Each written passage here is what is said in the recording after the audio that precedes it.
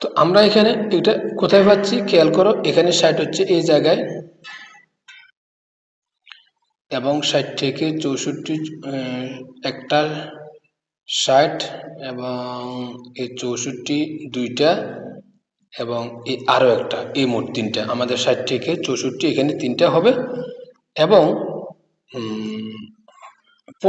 65 থেকে 69 এটাও কিন্তু তিনটা, 65 থেকে 69 এখানে রয়েছে 65 একটা, 65 থেকে 69, 65 থেকে 69 এখানে নাই, প্রথম লাইনে নাই, 65 থেকে 69 এখানে একটা 67 এবং 69 এখানে একটা তিনটা। এভাবে করে আমরা এই যে সংখ্যাগুলো আমরা এখানে নিয়ে আসব, নিয়ে আসার পরে অর্থাৎ টালিটা আমরা গড়গুলো দিয়ে দিব এইরকম করে।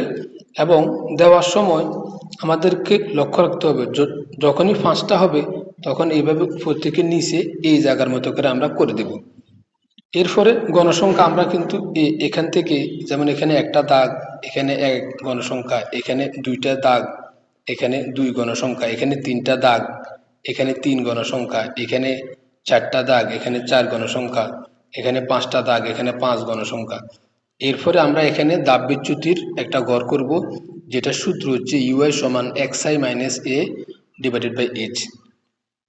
এখন লক্ষ্য করো xi কোনটা, xi হচ্ছে আমাদের 52, অর্থাৎ 52 বিয়োগ এ, এ আমাদের কোনটা, এ হচ্ছে এইটা। আমরা এটা কিভাবে এটা বের করব তোমাদেরকে একটু পরে সেই ব্যাখ্যাটা দিচ্ছি। এখন খেয়াল করো এখানে এটা হচ্ছে আমাদের 57, তাহলে 52 বিয়োগ 57 হবে -25, -25কে আমরা শ্রেণী এইচ, এই যে এখানে এইচটা রয়েছে, এই যে এখানে এইচটা রয়েছে, এইচটা দ্বারা আমরা গুণ অর্থাৎ এটাকে ভাগ করব। এইচ হচ্ছে আমাদের 5, মানে শ্রেণী ব্যবধান হচ্ছে আমাদের 5, এই আমরা 5টা ধরে ভাগ করব, অর্থাৎ -25কে 5 দ্বারা ভাগ করলে হয় -5। এখন এইভাবে করি আমরা এটা করতে পারি।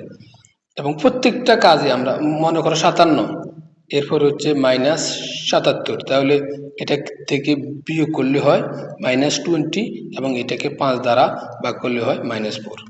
এভাবে আমরা একটা নিয়মে করতে পারি। আর আরেকটা নিয়ম রয়েছে, সেই নিয়মটা হচ্ছে যেই ঘরে আমাদের এ থাকবে সেই ঘরের দাব বিচ্যুতি আমাদের 0।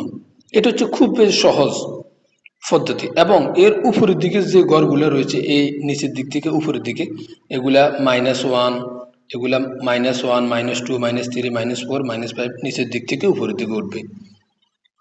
এরপরে আমরা যদি খেয়াল করি যে আমাদের এখানে FI ইন্টু ইউআই, এটা FI কোনটা, FI হচ্ছে এইটা,